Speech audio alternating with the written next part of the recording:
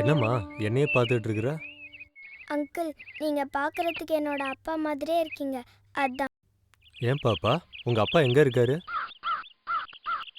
ஸ்ரீலங்கால. ஓ, நீ ஸ்ரீலங்காவா? Yes uncle. வாமா, இங்க வந்து உட்காரு வா. உன் பேர் என்னம்மா? என் பேர் கீர்த்தனா. எந்த ஸ்டாண்டர்ட் படிக்கிற? 5th ஸ்டாண்டர்ட் படிக்கிறேன். ம். அங்கிள், ஓ, நீங்க என்ன ஆர்டிஸ்டா? ஆமாம் பாப்பா. இப்போ என்ன வரையறீங்க? முள்ளிவாய்க்கால் நினைவு நாள் ஆர்ப்பாட்டத்துக்காக ஒரு படம் வரைகிறேன். அப்ப எனக்கு ஒரு படம் வரைஞ்சி தரீங்களா? சொல்லு பாப்பா, எப்படி வரையணும்? இந்த செயின் உங்க கழுத்துல இருக்கிற மாதிரி ஒரு படம் வரைஞ்சி தாங்க. அப்படி என்ன இருக்கு இந்த செயின்ல? என்கிட்ட இருக்கிற எங்க அப்பாவோட ஒரே பொருள் இந்த செயின் தான் அங்கிள். ஏன் பாப்பா, அப்ப அப்பாவை லாஸ்டா எப்போ பார்த்த? 2009ஆம் ஆண்டு மே மாதம் முள்ளிவாய்க்காலில் இருந்து ராமநாத முகாமுக்கு ஆமி ஜென்ஸையும் லேடிஸையும் தனித்தனியாக பஸ்ஸில் கூட்டிகிட்டு போனாங்க. அப்போ ஜென்ஸ் பஸ்ஸில் ஏறத்துக்கு லைனில் இருந்த என்னோட அப்பா ஓடி வந்து அவரோட கழுத்தில் இருந்த இந்த செயினை எனக்கு போட்டு விட்டு என்னை ஹக் பண்ணி, நீங்கள் பயப்படாமல் போங்க, நான் முகாமில் வந்து உங்களோட சேர்றேன்னு சொல்லிட்டு போனேன்.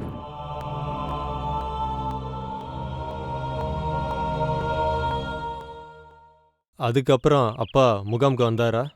எல்லா இடமும் தேடி பார்த்தோம், அப்பா வரவே இல்லை.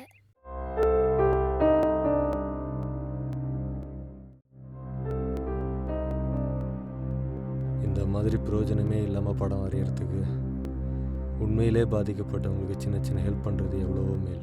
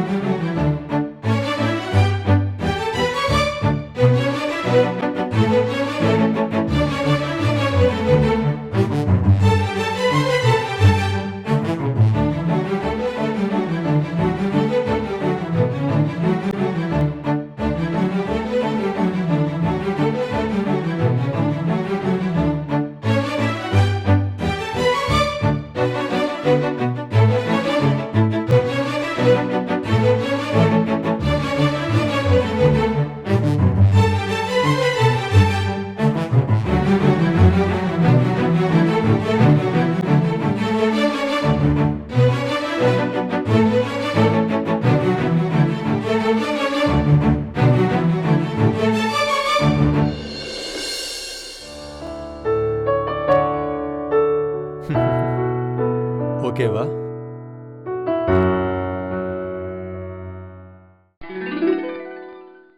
Thanks uncle.